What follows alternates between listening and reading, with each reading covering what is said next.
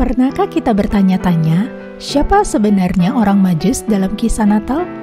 Apakah mereka benar-benar 3 orang?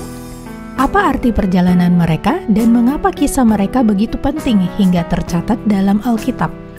Banyak dari kita mungkin tahu bahwa mereka membawa emas, kemenyan, dan mur. Tapi ada begitu banyak fakta menarik yang bisa kita bahas bersama-sama. Mari kita akan kupas bersama kisah orang Majus. Dalam Alkitab, kisah tentang orang Majus dicatat dalam Matius 2 ayat 1-12. Mereka disebut sebagai Majus atau Magoi dalam bahasa Yunani.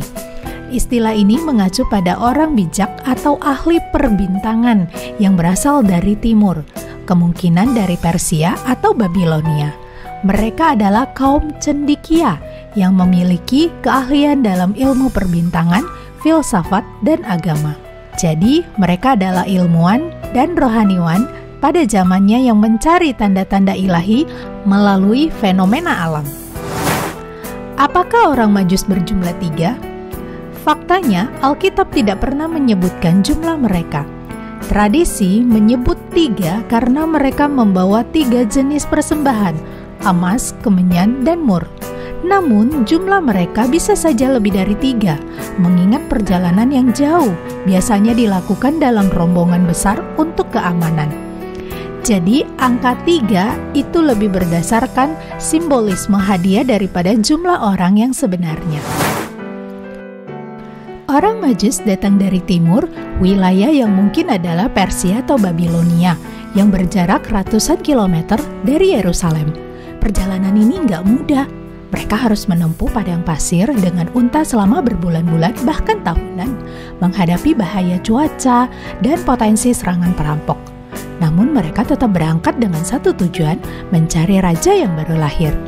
Ketika mereka akhirnya tiba, mereka bertemu Yesus bukan di palungan atau di kandang tempat Yesus dilahirkan, seperti yang ditampilkan dalam gambar-gambar atau video-video. Mereka tidak bertemu dengan gembala-gembala ya, tetapi mereka bertemu Yesus di sebuah rumah, seperti yang disebutkan dalam Matius 2 ayat 11. Kemungkinan Yesus sudah berusia beberapa bulan, bahkan hingga 2 tahun. Bukti lain adalah tindakan Herodes yang memerintahkan pembunuhan anak-anak berusia 2 tahun ke bawah seperti tercatat dalam Matius 2 ayat 16. Perjalanan panjang mereka dan tempat pertemuan ini menunjukkan bahwa orang Majus datang setelah kelahiran Yesus, bukan saat malam ia dilahirkan.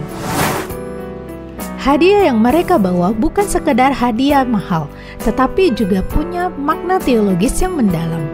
Emas adalah simbol keilahian dan status Yesus sebagai raja, sedangkan kemenyan digunakan dalam ibadah, melambangkan peran Yesus sebagai imam besar.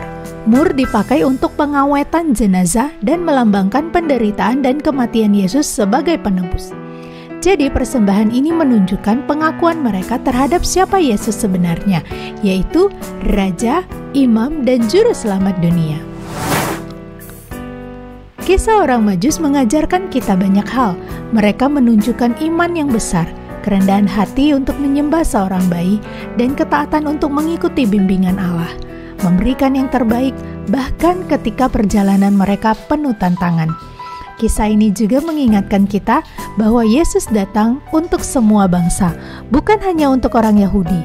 Orang Majus yang bukan orang Israel menjadi bukti bahwa Kristus adalah juru selamat bagi dunia. Wah, luar biasa ya kisah orang Majus, penuh makna dan relevan untuk hidup kita. Mereka adalah contoh teladan dalam kesungguhan dan sukacita mencari Tuhan, melampaui batas-batas budaya dan kenyamanan. Semoga kisah ini menginspirasi kita. Demikian untuk video kita kali ini, sampai jumpa di video berikutnya. Tuhan Yesus memberkati.